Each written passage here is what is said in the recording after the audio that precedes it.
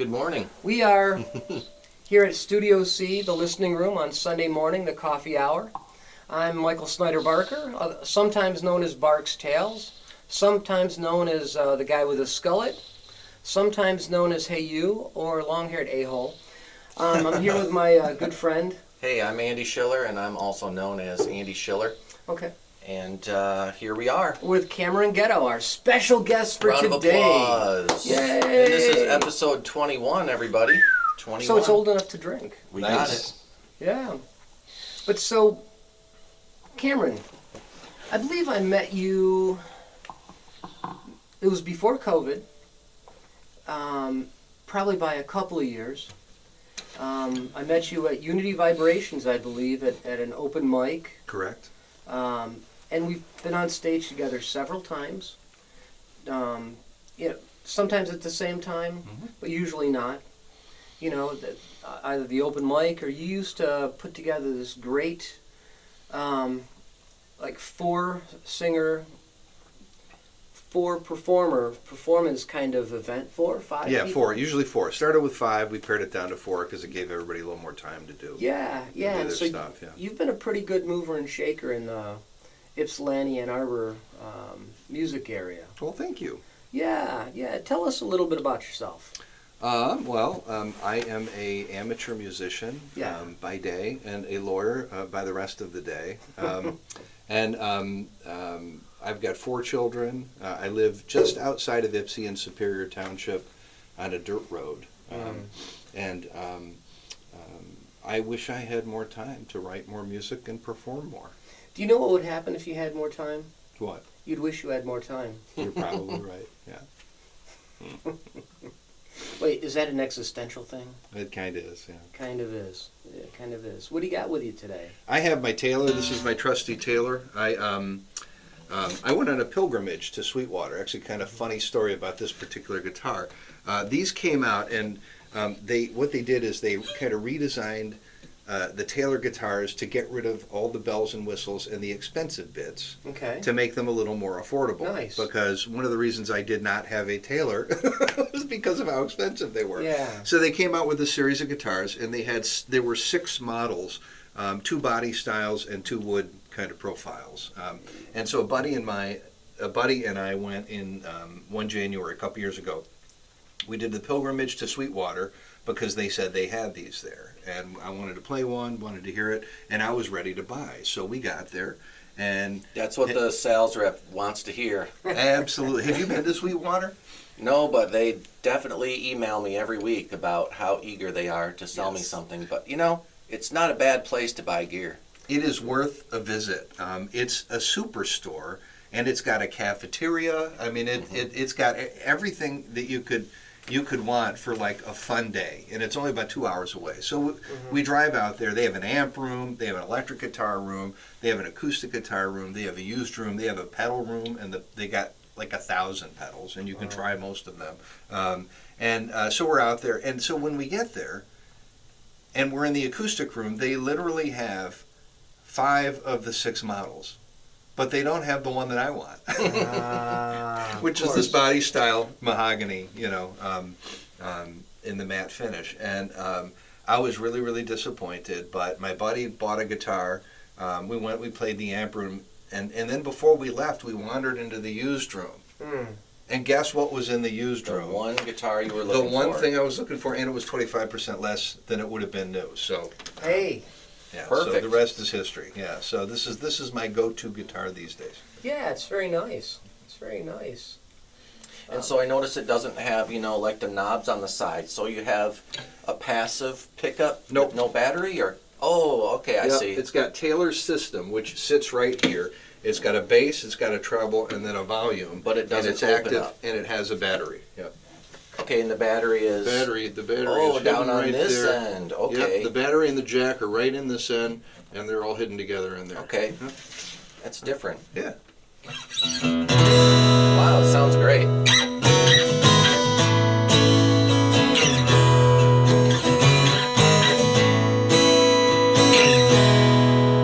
Okay, and for everybody at home, we should also probably say we are coming through the little Vox. We have an 8-inch Vox amp here. And you know, this amp is so nice because it weighs like 1 pound. This is a VX50AG. But anyway, he's just plugged directly right in there. And Channel 1. you've got this system where you can run everything through one cord. You've got, you know, your vocals, your guitar in this.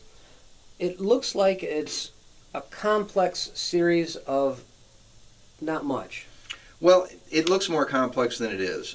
It's a long story, but one of the things, when I first started doing open mics and I first started playing out, there was a wide variety of technology. Yeah. And it all sounds very, very different. Mm-hmm. And so you get up there and you just don't know how you're going to sound. Yeah. And when I started doing the Cameron and Friends shows, I wanted a setup that would would work quickly and easily, so we could switch people quickly, so you didn't have like these 10 or 15 minute lulls between acts. And so one of the things that I use was one of those Bose towers. Yeah. Yep. Because they're easy to use, they've got feedback suppression. And they sound great. Well, that's the thing, and I have the little tone, the little box that comes with it. I forget what it's called, but It's called the box that comes with it. exactly. Yeah. And so you can put an acoustic guitar in, set it for acoustic guitar. You put a vocal mic in, set it for an SM58, and you really don't need to do anything else. And so it's usually a very quick setup, a very quick takedown. And then for me, I got myself a system where the vocal box does a number of things. First of all, it will add reverb and echo to the vocal. It will also add chorus, reverb, and echo to the guitar. But the really cool thing that it does is it also does harmonies. And so I plug the guitar in, and not only does it process the guitar, but it listens to the guitar. And it decides, what the notes and the chords are. And then when I push one of the harmony buttons on the foot pedal, it will actually play a harmony for me. Wow. And I can select them. And so I've got several songs that use the harmonies on this. Now, they don't sound like a real harmony. It's always better if you have someone else Well, of there course. singing with you, definitely. Yeah. But if I'm doing something on my own and I just want a little kind of harmony in the background, a little sweetening to heighten the sound, I've got it right here, and it works very, very well. One of the problems, it's odd, one of the things that doesn't work very well is I play a lot of chords that are non-standard chords. I add a lot of twos, some fours, a lot of other notes in there just because I like the way they sound. Well, Well, yeah. it sometimes confuses the box, and it will move a harmony there, and it will sound really, really bad and sour. And so the harmonies don't work on all the songs, but they work on the ones where I stay, pretty consistently within a key. Yeah. Very cool. Yeah, it's fun. It's a really, really nice box, and it wasn't very expensive. It was a couple $100. Yeah, that sounds really reasonable. Yeah. Yeah. Yeah. How young were you when you started playing guitar? Oh boy, I was 10. 10 years I old. started when I was a kid. Yeah, I started with lessons. I started even younger on piano, and then I wanted to play guitar, and I took piano lessons, and I took guitar lessons, and I very quickly became interested in heavy metal, rock and roll guitar. Well, yeah, of course. It sounds like we have the same story. Yep. Because I took violin at age 7, and quickly, by about age 10, I was like, I like Ozzy and Motley Crue. Never was into Kiss. Right where I was. I was right there with you. Absolutely. And I saw the Blizzard of Oz tour with Randy Rhoads. That's Wow. amazing. That's amazing. Yeah, it was amazing. That is incredible. But I've never seen Kiss. Oh, I've seen Kiss multiple times. Yeah. No band lasts forever, except for Kiss. No, funny Kiss stories. I saw, I was at, Kiss did a show with Aerosmith at Comerica Park, downtown. And Kiss went first. And then Aerosmith went. And Kiss was amazing, spitting fire up on the wires flying around, the whole shebang. It was a show and a half, a lot of pyrotechnics. And then Aerosmith got up, and I love Aerosmith. I'm a huge Aerosmith fan. Yeah. But they were kind of boring after Kiss. Yeah. I think they should have flipped that. I would not want to follow Kiss. I think there are some tours where each of the performers have an equal amount of fame and following. Right. That at maybe every other show they switch who's the opener, and you must have gotten unlucky. That may be it. Yeah, I saw years ago at somewhere saw the Violent Femmes with this other band. And their tour, they flip-flopped. Mm. You know, so I just wonder. Violent Femmes was great. The other band bored me because Violent Femmes probably should have followed them. I once went to see Sting and Peter Gabriel, and I thought that they Whoa. were going to go 1 and 2. Yeah. But they shared the stage the Oh. entire night. Now Wow. They did each other's songs, and That's it was crazy. the coolest concert That's I've awesome. been to in a very long time. It was Yeah. really neat. Yeah. That is nice. But no explosions or fireworks. No, it was pretty mellow. Not very intentional. mellow. Not exactly. I'm kind of you do that with Candy sometimes. I'm doing that now with Jonathan. Oh, nice. Gardner. Excellent. Yeah, where he's learning some of my songs, I'm learning his, and Cool. we're going back and forth. That's You know. great. Yeah, And of Candy's course- been a great partner. Of course, Jonathan and I are exactly the same sorts of musicians, same vocal style. Sure. No, No. but you and Candy, you work well together. Well, we do, and it's funny because there's a lot of differences in what Candy plays Yeah. and what she likes, and what I play and what I like, and I think that's part of what makes it work. Yeah. She also has somewhat of a lower voice, so a lot of the times that we sing, I'm singing higher than her, which is an unusual kind of setup for a male-female Yeah. partnership. And she's just phenomenally talented. She's so good. She's a great singer. She plays beautifully, and her songwriting skills are just top notch. And Yeah, we had her here, Andy. What would you say? 10 episodes ago? Yeah. I saw that one. Okay. Yeah, I saw her on your show. Yeah.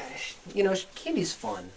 She's just a fun She is. person. She is. I'm playing with her on Thursday night at El Limon, the 22nd, and then the 31st, the Saturday night, I have another show with her at the Ale House, at the Okay. Ale House. Yeah.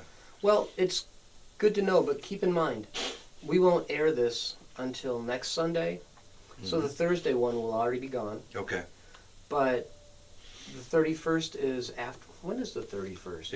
It's the week after. Yeah. Okay, so what else? Where else are you playing?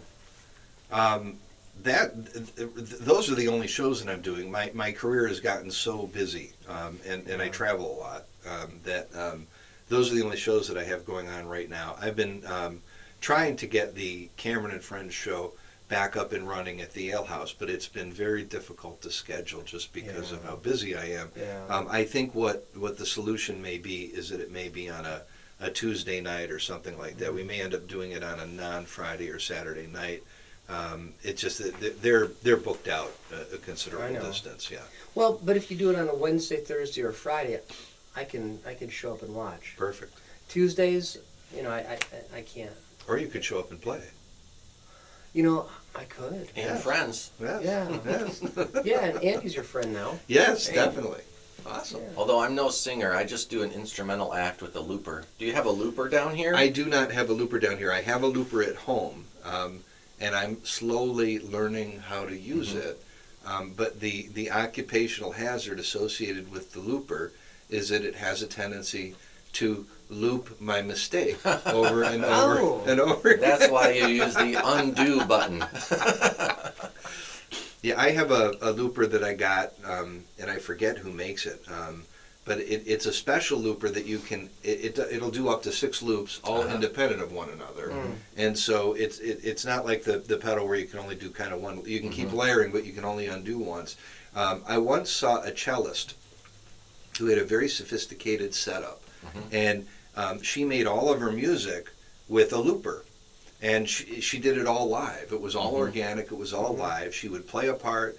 She would loop it. She would then, play another part over it. And she would do a whole song. And then she would slowly pull the loops out, one by one to conclude the song. And I really thought that was a super cool thing to do. And Absolutely. I've been trying to do some of that on my own, but I don't have the dexterity that so many people have. It would be wonderful if you actually knew in person a teacher, music teacher, who actually does those sorts of things. Wouldn't that be great? Michael's always advertising for me, so I don't have to buy ads. I got my own ad agency. That's awesome. That's Hey, great. tell them about how you. So I use the Boomerang, Mm-hmm. and there are more sophisticated loopers that have a screen and menus you can scroll through and a manual that looks like a phone book. But I just like the Boomerang because it just has some buttons and some lights. It doesn't have that little calculator screen. You know, it's just simple. So you press the button and you start banging on your guitar and you make a drum loop. Okay, and that drum loop can play throughout the whole song as you go verse, chorus, bridge. The drum loop's just going to play constantly through all your other 3 loops that you're about to do. And that's what I like about it. So you get your drum track going by banging on the guitar. Once your drum loop's going, you can hit your octave pedal and play a little bass. You can strum some chords. You can play a melody. You can do as many layers as you want. You can move on and do the verse of the song the same way. You can move on and do the bridge of the song the same way. You can go back to the verse, back to the chorus. You can break it down just to the drums like you were saying. You could pull the drums out. You can stack, and it has an undo. So if you play a terribly wrong note, just press that button and hey, that loop gets canceled. So, you know, it has a lot of cool things. It does half speed and reverse, which I never use. But one useful button is just like the once button, okay? So you're coming up to the end of the song, you hit the once button, you jam, you make a big crescendo, you get to the last note, bam, and it cuts it off. Everything stops. And so it's great for that kind of button ending. And you know, if you have an echo pedal with a tap timer, you know, your tap tempo button on your echo pedal, that works great because if you're banging on the drums and the echo is at the tempo of the song, your echoes are going to be in sync with the music. And so I use that on nearly every song. So it'd be bang and bang, echo, bang, 1 and 2 and 3 and would be the echoes? Or those are eighth notes that you're describing, and that's pretty useful. You can also do quarter notes or whatever you command it to do with your foot. So you can do it on the fly. You can change it during the song. Cool. So if your echoes aren't perfect, you can reset it. Have you ever thought about doing that as like one of your teaching videos? He has many teaching videos. I saw that. Yeah, I saw that on your channel. Yeah. Cool. I have done a little bit. I've dabbled with just a lesson on how to use the boomerang, but mostly I teach songs. But the lessons have been going pretty well. In fact, you have a new addition to our studio over here. We have our little plaque. I'm up to 2 million views on my guitar lesson website. So thanks everybody for tuning in. Cool, But, that's great. So I guess I need to do a lesson on the boomerang next. Yeah. I imagine there's somebody who might be very interested. Cool. Well, I'm eager to see a lesson on what we've got here. So let's keep going. You want to describe your setup? Sure. First, I'll turn the mic on. I'm already on. It's always louder if you turn it on first. Oh, yeah. Yep. Now, this does, it'll do reverb. This is dry. That's with the reverb, and then it'll do an echo on the vocal as well. I can preset everything in here so that everything's good to go. It's got tap, so I can tap a tempo into it if I like. And then for the guitar, it does exactly the same stuff. It also will do a chorus. So I normally only use the reverb.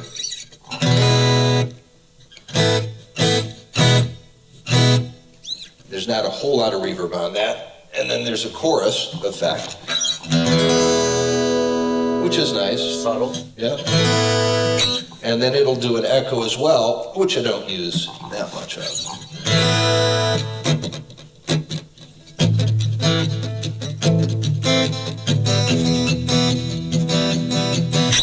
That sounds great. Yeah. It all works very, very well.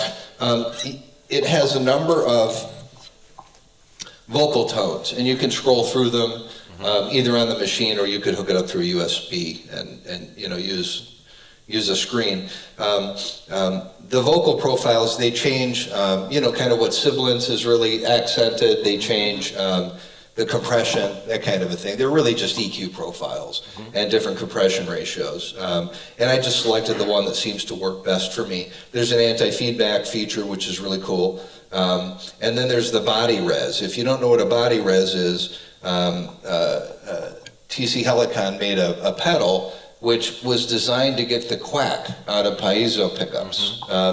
And it has a little bit of compression, a little bit of an EQ curve. I don't know exactly what it does, but I actually had one of those pedals before. I think Millen has it now. Because it's built into this. It really just made my guitars sound way nicer, through a cable. And so that's built into here. Now the cool thing that this does is it listens to your vocal, and it will actually, you can set it to fix your vocal. I have it set to fix my vocal, but only very, very slightly. I don't want to have an affected sound. But if I drift a couple of cents north or a couple of cents south, it will actually smooth that over to some extent. And it does the same thing with the harmonies. You can set it so extremely that it will step between notes. So you can get kind of the effect. Exactly, yeah. You can do that with this, but I'm looking for something that's a little more natural. And it listens to the guitar, and then it gives you a harmony. So if I'm singing, hey, I could push this, and it will give me a hey. There's like a fifth in there. Exactly. This has an above and a below, and it will do. You can set a certain distance below to 2 or 3 levels, and then a certain distance above to 2 or 3 levels, and then you can kind of mix and match that, and you can set it all in the box, and you can assign them to a different pedal. So, like, to give you an example of what I would do if I were playing. Well, why don't you just play? I'll play a part of a song here. Play a whole song. We do that here. Well, we do. Okay. Okay, this is.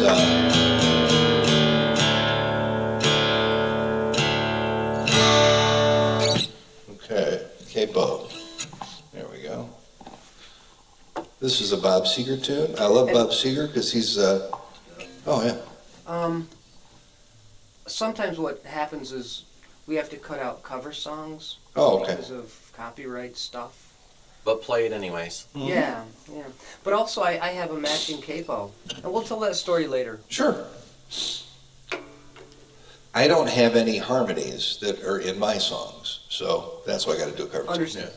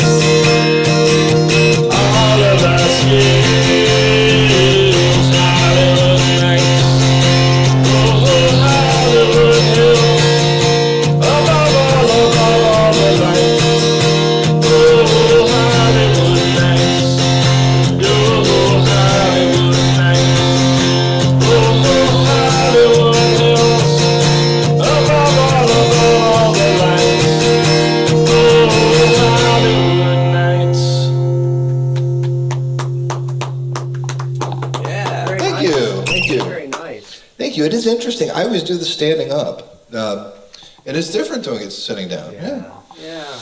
Yeah. No, you're pretty good outstanding in your field. Thank you.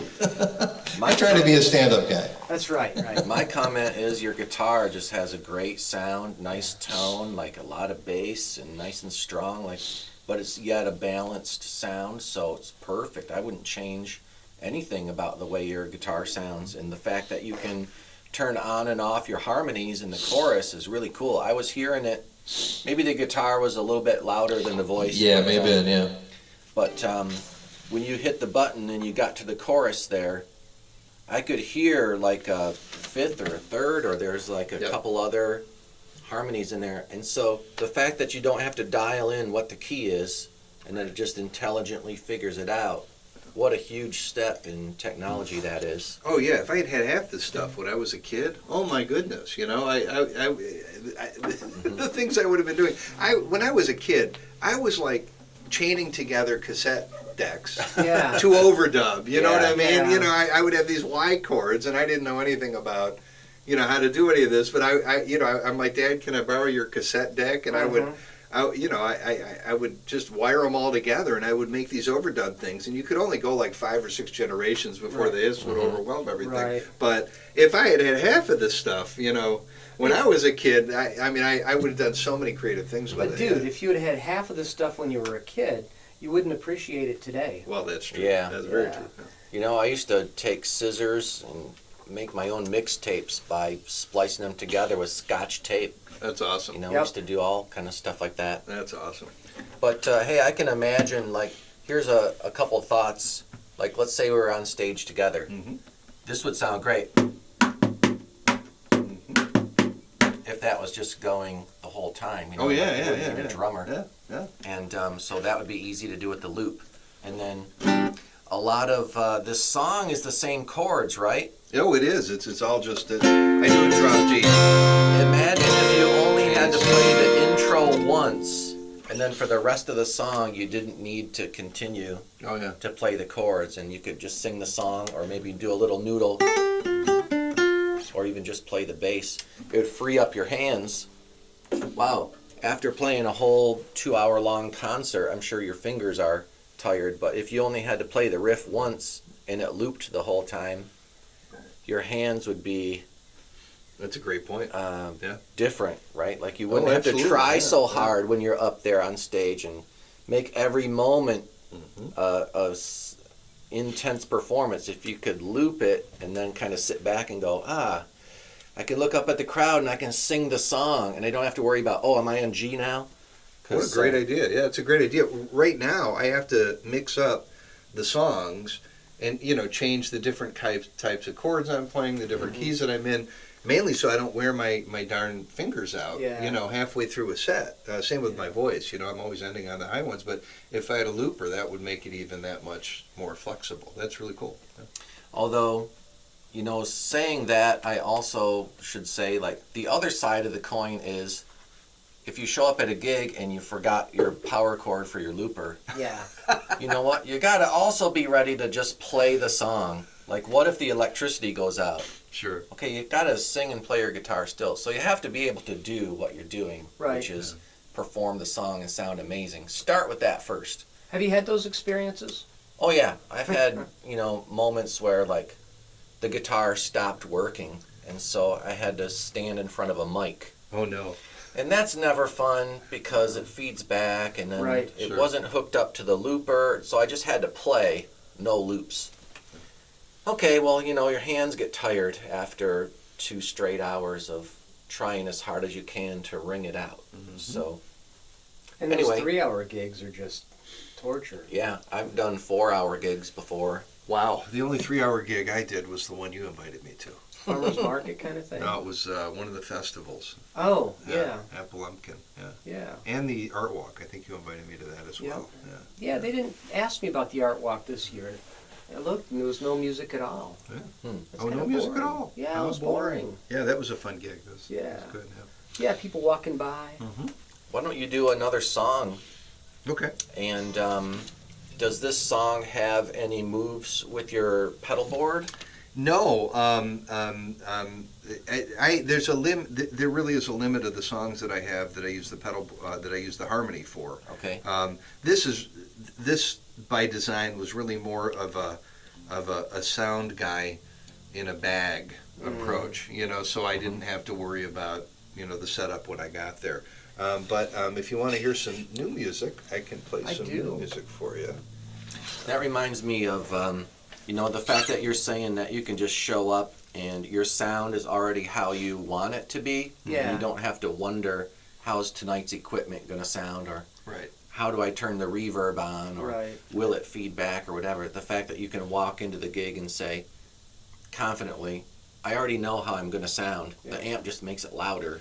Oh, right. That's really nice. And there's I do this annual charity thing at the Magic Bag, which is a really nice venue in Ferndale. Right. And the cool thing is literally I plug this in and I hand the guy one cable. Yeah. And all he tells me is whether my vocal or my guitar needs to go up or down a little Right. bit, and it's literally a 3 or a 4 minute sound check, and we're done. Yep. And That's I'm all ready nice. to go. Yeah. It's so I'm using a pedal board now for acoustic guitar, and I've got it set exactly the way I want it. The only thing, sometimes I'll turn on this synthesizer sort of pedal, and then turn for one song and then turn it off. But otherwise, I've got it just the way I want it. That's awesome. Yeah. That's great. When I was out west, I did sound at this place called Oscar Blues, and we had a band, Carrie Pastine and the Crime Scene. They're amazing. They do rockabilly and kind of like Stray Cats kind of sound. But anyway, I knew they were coming for the gig. I set up the mics. I set up the monitors. I ran the cords. Got the mixing board. It's an outdoor gig. Did all this setup. They show up. They unload their rack and they hand me a cord. Here you go. And I'm like, what's this? This is our mix. Wow. What? What do you mean? Well, we all have in-ear monitors. We all have our own headset mics.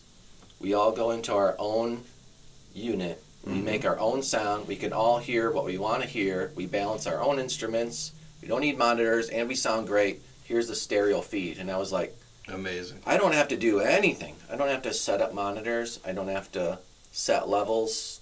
This is just so much better. Absolutely. That's amazing. That's amazing. Well, you know how you want to sound, much like you. And you're going to sound good at every gig. Yep. Okay, do another song for us. This is one that I wrote recently. There was a New York Times opinion piece that I read many years ago, probably 10, 15 years ago now. And it talked about the Supreme Court having this attitude where it had a tendency to pull the ladder up behind it, and that's something that I find to be really frustrating. I think about a lot of attitudes in our society. A lot of people who have power in our society, they have enjoyed certain benefits and certain privileges throughout their lives, and it seems to me that in many instances, the moment they climb the top of that ladder, they pull it up behind them instead of allowing everyone else the opportunity to have what they have. That was kind of an idea that was percolating around in my mind for a while, and so I ended up writing this song, and it's called, curiously enough, Don't Pull the Ladder Up. Oh, man. Title. Okay.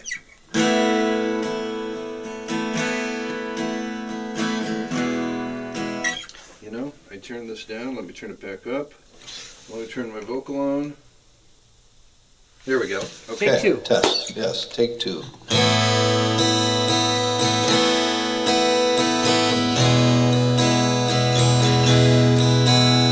My mother said when you make it,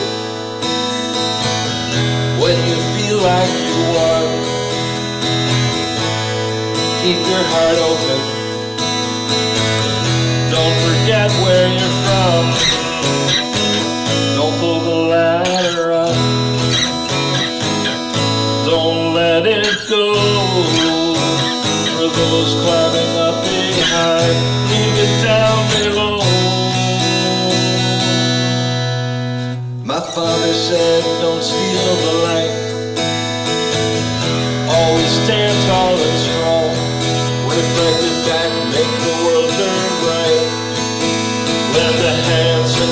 bouncing along. Don't pull the ladder up. Don't let it go. For those following behind, leave it down below. And when we reach the top, show everyone down low. We won't pull the ladder up, we'll leave it down below. Strength isn't measured by how tight the hold. It's what's given freely after we let go. When we reach higher, together we rise. Kindness is the answer and love's the prize. So here I stand, with their words on my mind, reaching out to others so they too can climb and rise. Don't pull the ladder up, don't let it go. For those coming up behind, leave it down below. And when you reach the top,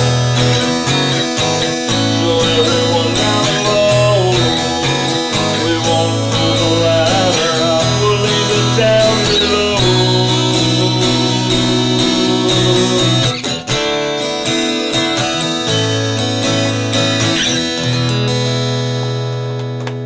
Yeah, wow. Thank you. Thanks. You know, ultimately, we are all stronger as we lift each other up, and that's just the truth. If we, we're not going to be here forever. Agreed. You Yes. know, and we're going to need to have people follow behind us with at least the skills that we have. Yeah. And watch them build on the world. I love that song. I love the idea, and it really hits me. Thanks. It's really nice of you to say. Well, you're welcome. The melody in that song is great, and wow, I'll say it again, the guitar just has a really warm sound, and I enjoy listening to it. Thanks. This is called, I think they call it the V bracing. It's the V brace or the V class guitar. And I always wanted one of these, but I couldn't afford it until they came out with this model. Right. Yeah. So Right. I think that's what contributes to the overall sound of the guitar. Oh, And man. oddly enough, they say it intonates better, which kind of didn't make sense physically to just from a physics standpoint, but it does actually seem to intonate better when I play up high than my Martin. Okay. I have a Martin and I love my Martin. It's a Your great Martin guitar. is Yeah. has a Fantastic beautiful guitar. sound. Yeah, beautiful, fantastic sound. Very, very different sound than this. But when I go up high, I do have to kind of adjust with my fingers for Yeah. pitch because it's not right on pitch all the time. Yeah, Oh, yeah. Very interesting. Yeah. Well, yikes. Now you have a really interesting backstory. Didn't you do something with I did. recording? Yes, my dad was a lawyer, and becoming a lawyer was like the furthest thing from my mind in Yeah. high school and in college. I was not the least bit interested, and I was very interested in music, and I was in bands. I was writing a lot of music when I was in high school, and I was getting very much into electronic music. And synthesizers and chaining things together using MIDI, because MIDI was brand new at that time. Yeah. And MIDI is musical instrument digital interface. And now it's ubiquitous and standard throughout the entire music business. Right. But back then it had just started, and I was beginning to put together compositions that were largely kind of orchestral in nature, using multiple synthesizers, and polyphonic arrangements and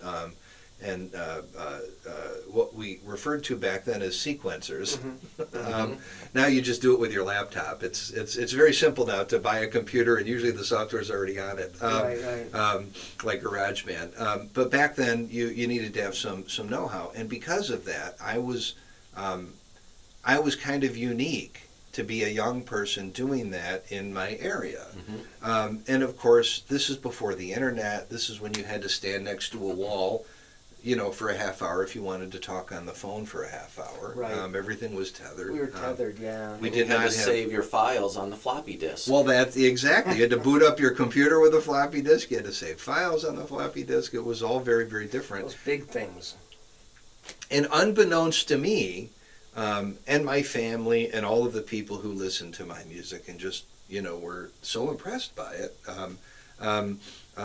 I was not actually unique, and there were many people like me all throughout the country doing what I was doing. And I ended up going to college. I studied composition. I have my undergraduate degrees in composition, music composition, and philosophy.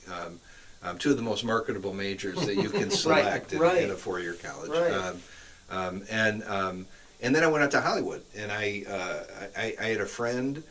My dad had a friend whose brother-in-law was the CEO of Capitol Records, and so they let me come and do an internship and work for free for a summer in the basement of Capitol Records. And the following April, oddly enough, they were letting somebody go who wasn't working out, and they called me. I'm living in Ohio, and I literally get a phone call, and they're like, "Well, we're letting somebody go, and are you interested in the job?" And I'm like, "Are you kidding?" Yes, I'm interested in the job. So I talked to all my professors into letting me take my finals.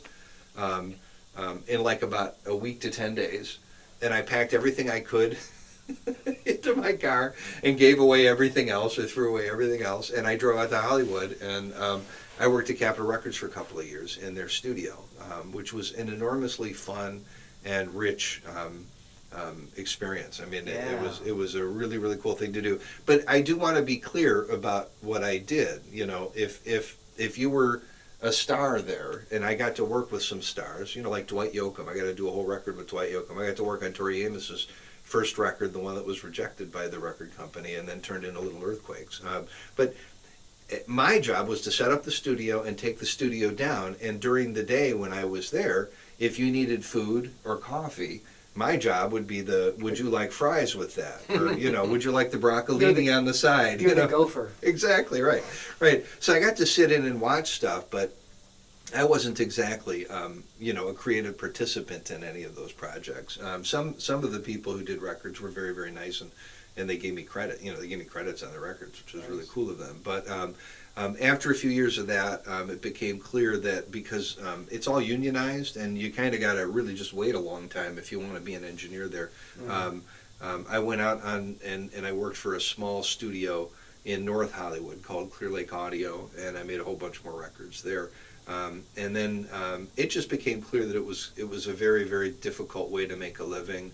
I was living in a very small, very expensive apartment with a lot of cockroaches, it became clear that if I wanted to have a family and have kids and kind of have a life that I envisioned as normal, that it probably wasn't the best career for me. Yeah, and so I ended up. But what a leaving great it. experience to Oh, yeah. some degree to have, 20, 30 years ago. Oh yeah. And be able to talk about it with your kids and say, I met Dwight Yoakam and I met Tori Amos. And Yeah, that's how you start, though.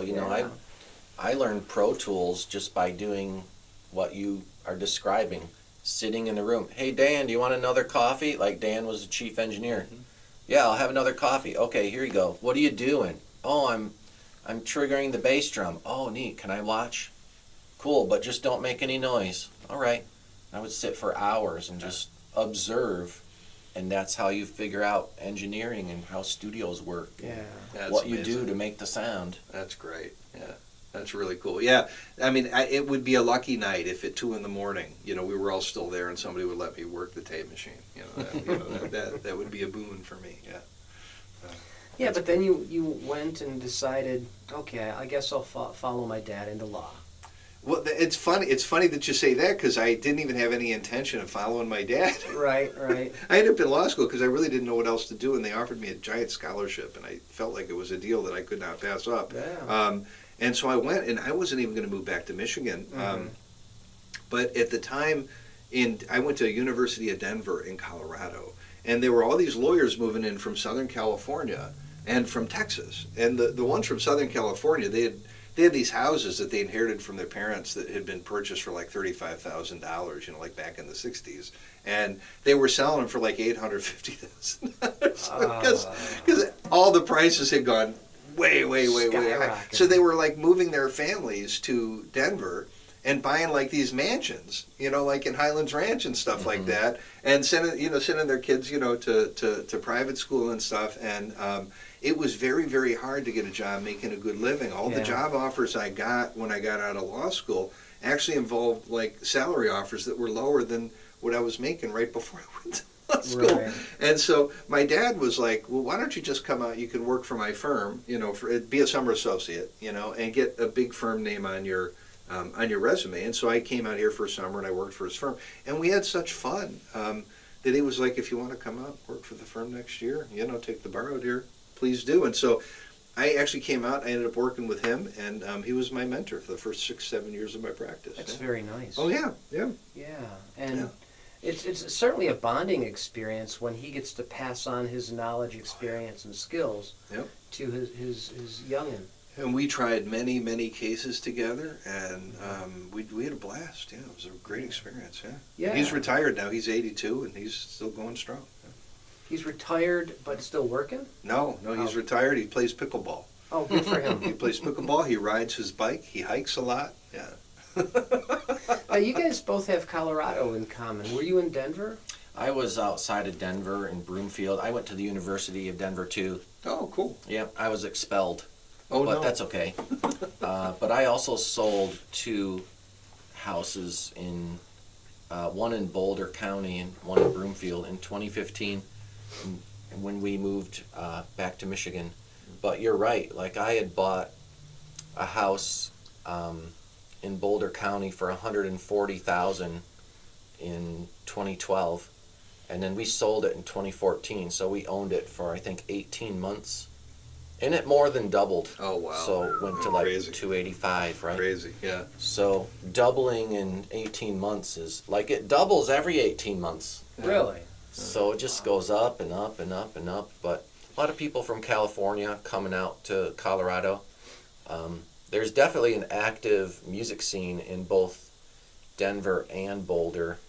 Like Denver has a great, like modern music, hip hop, rock, metal, electronica, all that. Boulder has like the bluegrass scene. They've got Americana, folk music, Cool. kind of the acoustic thing. It's kind of 2 different music scenes, but I used to live right in between Boulder and Denver. So I Right, could yeah, go like Broomfield, to yeah. either way. That's awesome. That's great. Yeah. And what a beautiful place to live. I mean, I loved living there. Sunny Every all the weekend. time. Yeah, every weekend I would be up in the mountains. I mean, I would Mm-hmm. leave Friday, I'd come back Sunday night. Winter, you know, summer, it was just a fantastic place to live. And the air is dry, Yeah. which is a little different than Michigan, right?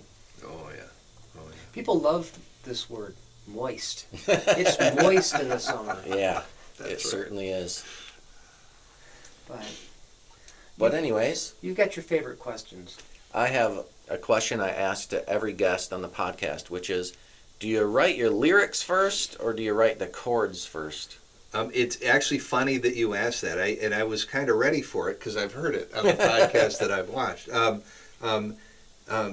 I originally would have said, for the first probably 50-some years of my life, I wrote the music first and then the lyrics. But now I'm writing I'm more and more writing lyrics or pieces of lyrics and then coming up with the music to put behind them because as I was telling Mike, I think before we began today, I have some just epically cringeworthy lyrics in my past, and they're so bad that like I don't want anybody to hear them. They're embarrassingly awful. It was only during COVID and when I actually got a writing partner. And probably because I'm a little older and a little more mature, maybe not much, but just a little more. Reflective too. Yes, Yeah. I used to, I used to be kind of dogmatically attached to my lyrics, Yeah. and I was not a very good editor. And now that I've gotten I've gotten a little older, and I'm not attached to my lyrics. In fact, when I'm editing my lyrics, I just delete stuff, and I don't even. I used to like keep everything. I used to have Yeah. these notebooks with pages Yeah. and pages of handwritten stuff, and now I'm just like, if it's not working, I delete it. I'm not saving that for like the next song or for tomorrow or anything. If it's good, it'll come back to me as my Yeah. attitude, Yeah. and if it's bad, it'll just fade off into Yeah. oblivion. Yeah. And so now I've been trying to put together like this song was a combination of writing some lyrics, don't pull the ladder up, don't let it go, for those following behind, leave it down below, and then coming up with some music. And now partly what I'm doing is I'm recycling some of the old music that I did that has terribly cringe-worthy lyrics that I will not let anybody yeah. listen to today. But see, you can put on top of it a story that you're really very comfortable with. Yeah. Yeah, so I'm doing a little both, yeah, and it just depends. It is funny, I was also kind of mentioning earlier that one of the things that I've been listening to songs with a real, with real focus on the lyrics. And, like one song that I think is one of the most perfect lyric songs from a lyrical standpoint is Brothers in Arms by Dire yeah. Straits, Yeah. and each line just sets a stage, it sets a Yeah. mood, it gives you a setting, and it communicates, and it's more of an exercise in showing than telling. Yeah. And the other thing that I love about this song is that, and I'm trying to do this in a lot of my music, is it has taught me that there's a reason why there are a lot of songs about fire Right. and rain and storms, and streams and lakes, and oceans. If I make a conscious attempt to really use metaphor and use simile and bring all these types of images into my lyrics just end up a lot better and a whole lot less cringeworthy than if Yeah. I'm just trying to tell a story, because I'm not particularly good at telling stories with lyrics. Yeah. But you're really good at telling stories, Well, thank you. just conversationally. It's a lot easier conversationally than it is to put it in a lyric. The other issue that I have with lyrics, and I don't know if anyone else has this issue, but it's so hard to make the song short enough.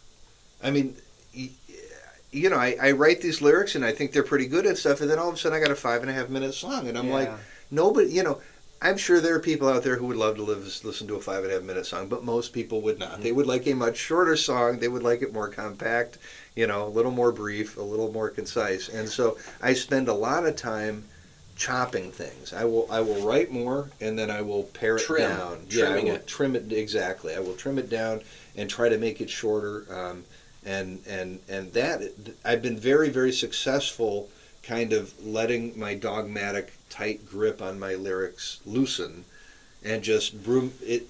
It's almost like engineering. You're much better off cutting a frequency than you are turning one up.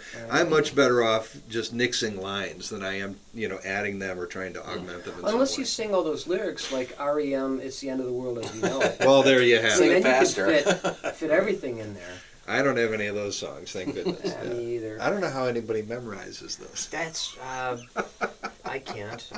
Me either.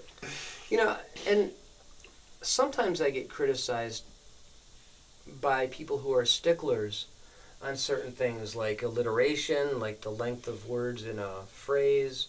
And it's gotten better since I've been playing guitar. Mm-hmm.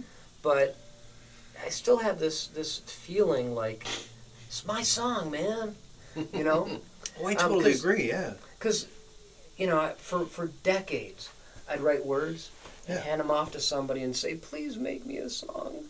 Please turn this into something. Sure. But playing guitar, man, it's just, you can really put yourself into that.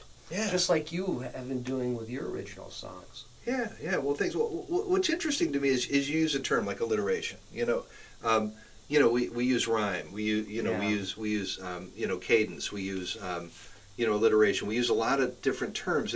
And to me, one of the things that my composition degree taught me is that as valuable as music theory is, at least I can't use it to write music. If I use music theory to write music, what I end up with is a very formulaic, boring song. A symphony. Yeah. It's good to know music theory so that you can Yeah. understand how all the pieces fit together. And frankly, when I'm writing, And if I hit an impasse and I just can't get over it, I will look to my theory background to come up with different ideas to try to move it forward. But I find the same thing with the lyrics, is that if I try to make it alliterative, I end up with a cringeworthy lyric. You know, if I push the rhyme too hard, I just end up with kind of a mediocre or a crappy rhyme. But if I really just let it flow and keep working on it and keep singing it, you know, and keep trying new melodies and keep trying new syllables, you know, something always pops up. It always ends up coming together in a way that I ultimately like. And to me, that's the only way I can write music that's any good. When I over intellectualize it, I just end up with stuff that nobody really wants to listen to. Yeah. Yeah, that's something that Andy taught me, and Andy was my guitar, and still occasionally is my guitar teacher. He's my guitar mentor. Cool. Was that learn the rules so you can set them aside. Yeah. You know, and just have an awareness of what those rules are. Yeah. I had no clue when I was writing lyrics what the rules were. I'd have sentences this long, and I'd have things that just didn't make sense musically and fit. And then I'd be a little bummed out because somebody else changed my song. Well, they had to. You know, they had to make it work. Sure. And I get that, but man, it didn't sound. Some of the songs didn't sound anything like I had intended, which also happens. We all get married to the first version of the song. Rick Beato calls it demoitis. Like the first, like remember the very first version of that song? You remember it in history. You're like, wow, it was the best. And we all resist like changing it, polishing it, like making it a little bit different. But hey, if it's a great song, you can keep playing different versions of it in different moods, or faster or slower or higher key, lower key, whatever, and it's just going to keep sounding good. If it's a great song, it's going to sound good at any tempo. But sometimes if you polish it too much, it becomes a polished turd. Yeah, well, There you have it. Yep. You know, I've always thought that music theory is great for analyzing a song after you heard it, which is basically what you're saying too. Yeah. I guess you could pick up your guitar and you could go, well, I'm about to write a song. I'm going to play in G major, and and then the bridge, I'm going to do the relative minor, and I'm going to go to E minor. Okay, ready? I'm going to write my song now. Okay, well, I guess you could do that, and some people do, but it's a little bit predictable, right? So what you're saying, start by playing, come up with a cool riff, write some music, write a song, have a great time, and then later you can go, is my bridge really dramatic? Maybe I could improve it. What could I do? Okay, and then maybe you could turn to your skills of music theory to help you figure out how could I make the song better. But you definitely, at least I don't, use music theory right from the get-go and say,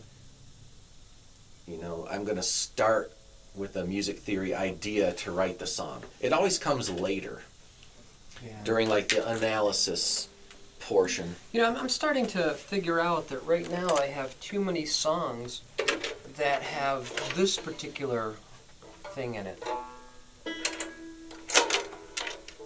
I mean, I'm going...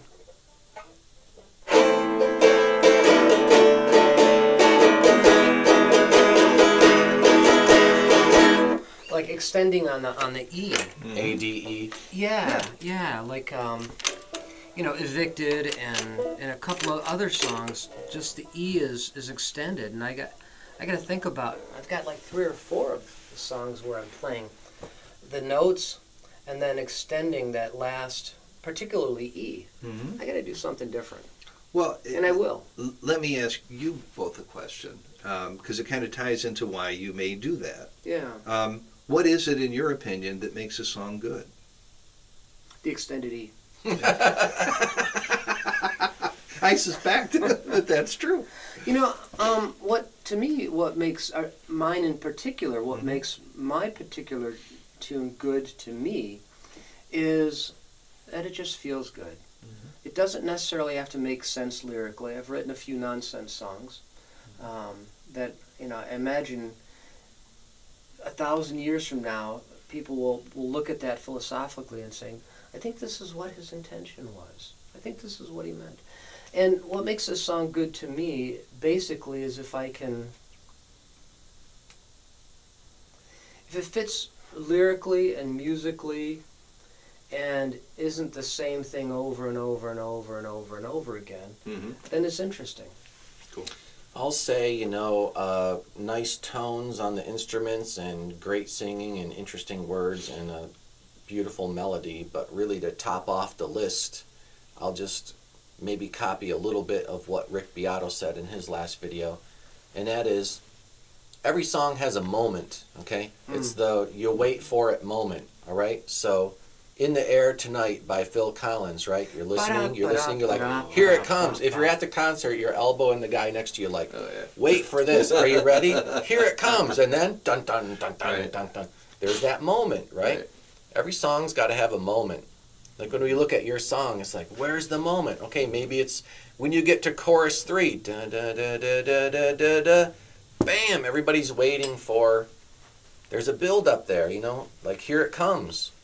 And if you're waiting for that moment, and it's that, the song like has that one moment in it that everyone's waiting for, and if you can make a song that has that, you're on the right track. Hey, and some songs have 2 or 3 moments, but one moment that everyone remembers, like they're walking out of the concert. Do you remember that one song he played when you got to that part that was like, don't pull the ladder up? That was so cool, and it sounds like this, and they can sing it back to you, and they remember how it goes, and that's the biggest compliment is when someone remembers how your song goes. The hook. Oh, yeah. The hook. The hook. That's great. Great question, man. Well, what made me think of it is, you guys know Mike Gentry. Oh, yeah. I love his Facebook posts because he just puts some of the most thoughtful Facebook posts up. And then often he'll ask a question, and then he'll motivate this big discussion about it, which is really, really nice. Yeah. It's a great use of Facebook. And he asked a question a lot like that, and I spent a lot of time thinking about it. And the conclusion I came up with is I think a good song is a song that makes you want to listen to it again. Yeah. I think the reason that you keep doing that one chord progression is you want to keep hearing it over and over. Yeah. There's something about it that tickles your brain, you know, Yeah. that makes you want to hear it. Yeah. And I know that I gravitate towards certain progressions and certain rhythms, and I don't know what it is, but my brain just prefers them over others. Yeah. And sometimes I have to struggle against that when writing because I know I can't do that again, or B, it really doesn't fit for the song as much as I like it, and then I have to kind of rework it and retool it so that it fits better for for what I'm trying to make. Yeah. And I when I'm writing something now, I think, okay, I've already done a song in E, I've already done a song in A. What's going to work for this song? Should I put it in G or C, or if you have a violin accompaniment, you can't put it in F. Right. You could, but then the violinist will roll their eyes. Is there a capo for a violin? No. But there should be. And it should be rainbow colored. There should be frets on a violin. They're very, very hard to play. Andy teaches violin. He can help you with that. That's awesome. I dabble. I tell people I play the fiddle because, it's different than violin. Violin you take seriously. Fiddle, you have fun, so I play fiddle. That's great. Yeah. But speaking of instruments, I think we've reached the point in this week's podcast where we have show and tell time. And so, who wants to go first? Michael, do you want to go first, or do I get to go? You get to go, always. Okay. All right, well, every week we bring in an instrument and we show it off, right? Very nice. So this week, I didn't actually bring in a new instrument. I brought in an amp, okay? Oh. Cool. Guitar amp. Wow. Okay, we've all had different guitar stacks, like 4x12 speakers and rack units and amps that are so heavy they have wheels, and I've had amps where I can't carry it and I need another guy to help me at the gig to carry it in from the car or carry it on stage. But anyway, this week I brought the Lil Smoky, and it's called that because it used to look exactly like a pack of cigarettes, but they stopped making it look like that because they, I don't know, want to sell it to kids or whatever. But it's still called the Little Smoky for some reason. And it just has a 9-volt battery. Oh, my battery might be dead. But anyway, this is the coolest little amp Maybe I plugged it into the headphone jack. It has a headphone jack and a guitar in. Let's see, is it on? It doesn't have a switch or whatever. You just plug it in and There you go. should be working. Yeah. Yeah, I heard it. And hey, you can drop it on the floor and it Oh, cool. won't even... Okay, it's going a little. I should probably have put a new battery in it before we tape the episode. Does it have now, a but- volume? Nope. No volume. It just is as loud as it's going to go.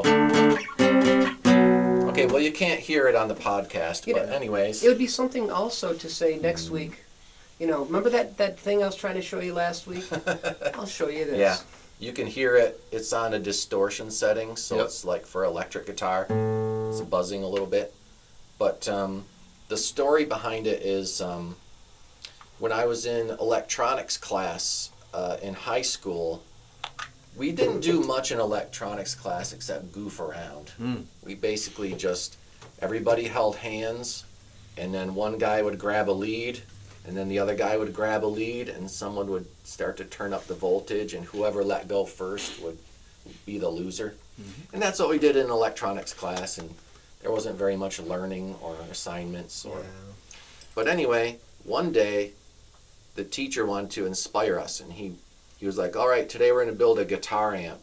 And we got a little breadboard, a little speaker, and all the components, capacitors and resistors, and he's like, you got to solder it together, and then you got to bring your guitar to school, and you got to plug it in. And we were like, this is the coolest class ever. And so we built a little teeny tiny guitar amp, and I remember I played through it all the time. Like, you could plug a headphone in and listen to it. And anyways, this just was like a nostalgic idea to bring it in because I used to make these when I was a kid, but it's just a battery and a couple wires.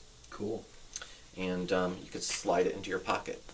Whoa, sorry. Oh, it worked. Hey, guess what, guys? I discovered it was just the battery in my guitar that Oh. was dead. Ah. Sorry. Oh, it worked.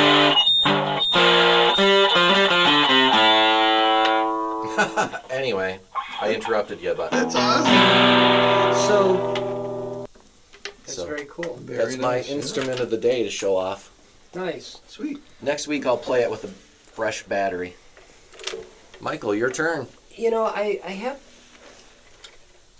I've wanted to buy some unique instruments because, you know, I have gas. And y'all know what gas is, right? Gear acquisition syndrome. Yeah. And in this case, guitar acquisition syndrome. And this is a band guitar. And my good friend Ted Monti plays one. Cool. And he can actually make it sound like something like a banjo. I don't have the chops, you know. And it's got 6 strings.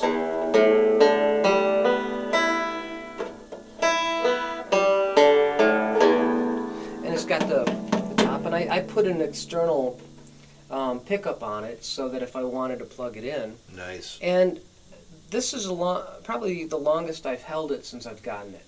Because I really have, you know, life. Yeah, Do I have to say anything more than that? Yeah. But I can't do all the, you know, that real banjo players can do, because I'm not there yet. You know, I've only been playing a couple of years, but I can do the chords.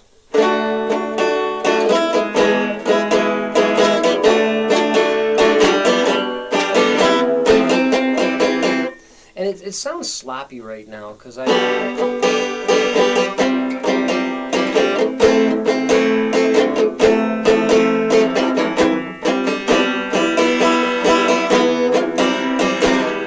and in the hands of a player, it would sound great. So Andy, why don't you give it a shot for me? Sure, yeah. I guess banjo is more of like a picking kind of instrument rather than a strumming instrument. Yeah, and I don't have those chops. And you're supposed to use those metal. How do you hold it? It's so round. I know. Ah, that's way better. Hey, and I guess if you don't know banjo chords, you can just play guitar chords, right?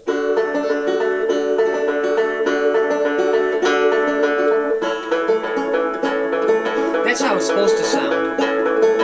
You know, I'm going to hold hold the E for 2 measures. You're right, it does sound good.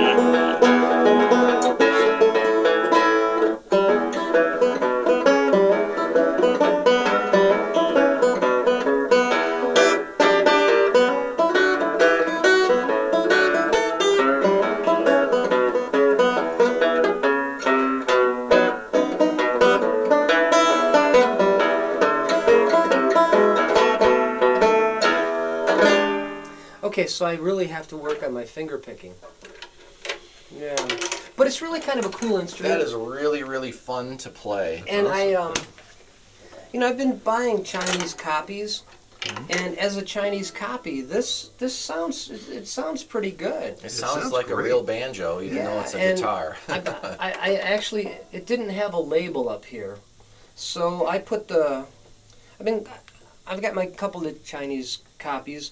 I call this one over here a GTR for guitar. This is a BTR for banjitar. Very nice. You know, and so that's the brand that I've given it. But it's kind of cool, and I can't. There's this thing called time. That if we had more time, we would fill that up too, and not be able to do the things we want to do.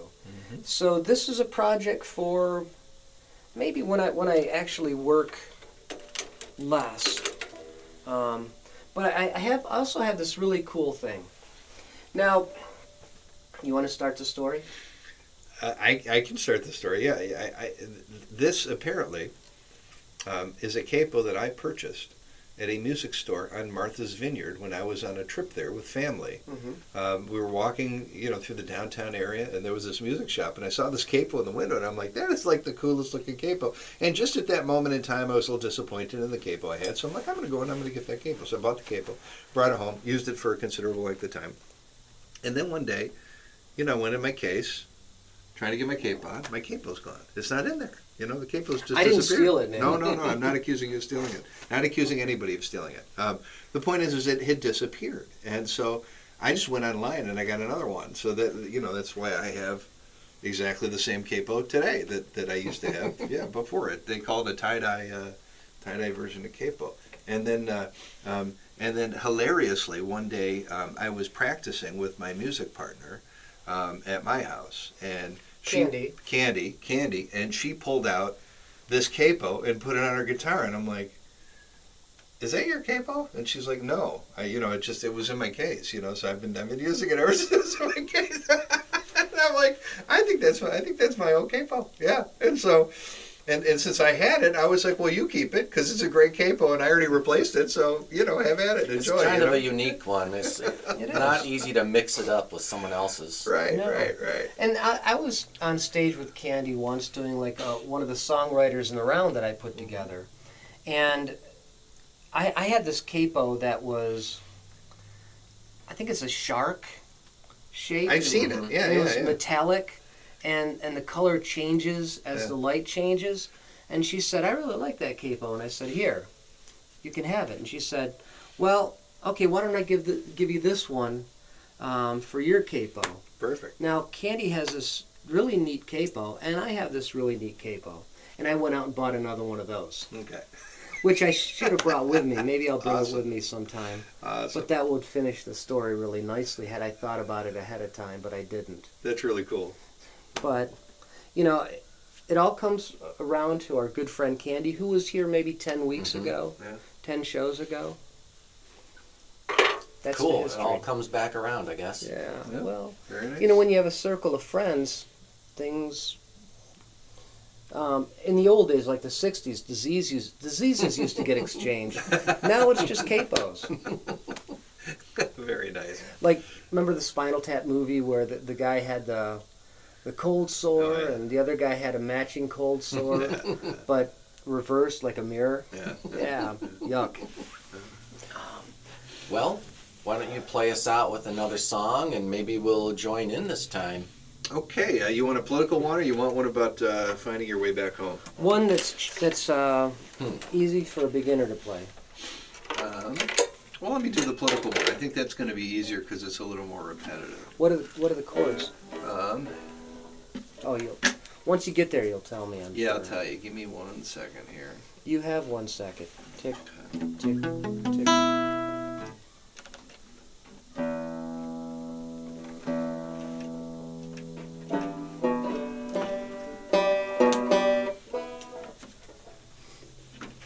There we go. The chorus goes like this. It's a D and a C.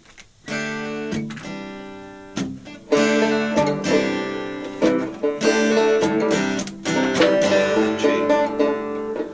So it does 3 of the D, C, and then it 2, and then 3. Okay? And then the verse, it does a very common type of progression.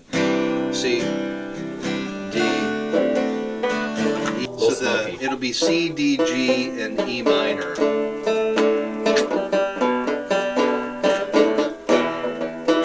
Yes. You do 3 of those, and on the 4th one, you go to an A minor 7th. You can just be an A minor. D, and then G. Yeah. I'm Okay. just gonna watch your hands too. Okay. And there's a chorus that it's all in the same key, so you can. And there's a bridge section, but the bridge section should be easy to follow because just by sound. Okay. And you sitting there, you may even be able to see the chords. Sure, I'll just play a few leads here and there.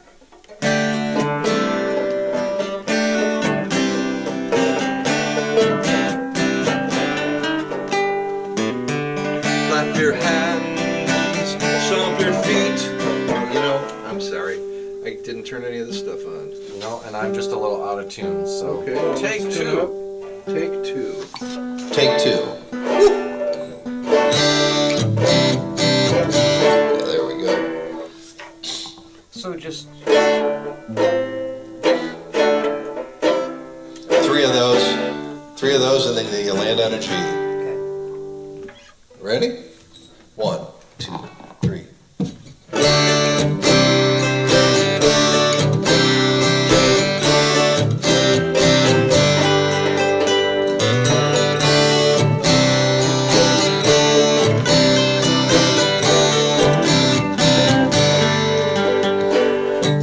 Clap your hands, stomp your feet.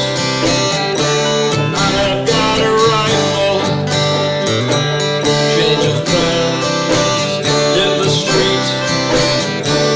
I've got a rifle in my eye, a dark brown walled eyes can try to stabilize the block.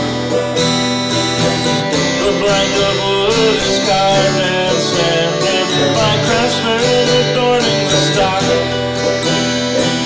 Carefully oiled and polished, honed till its hard as a rock. The rich brown wood fits in the crook of my arm.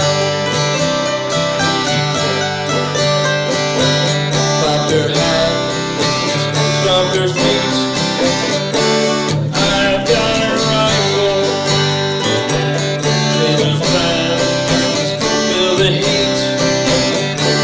I've got a rifle, bored from solid blocks of steel. The cylinder begins to take shape. Custom rifling option, carbon fiber wraps around the neck. Cryogenic treatment reduces internal stress. The gunmetal gray gives way to organic hues. Clap your hands, stomp your feet. I've got a rifle, change of plans, hit the streets. I've got a rifle, I raise it now to my shoulder, align the sight, squeeze trigger, spring releases the pin.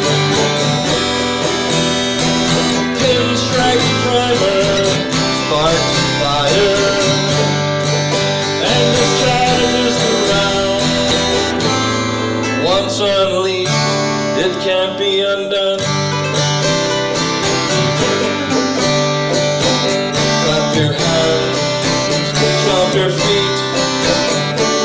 I've got a rifle, change of plans, feel the heat.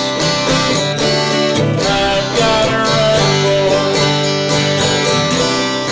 lights and sirens pierce the night, commanding attention.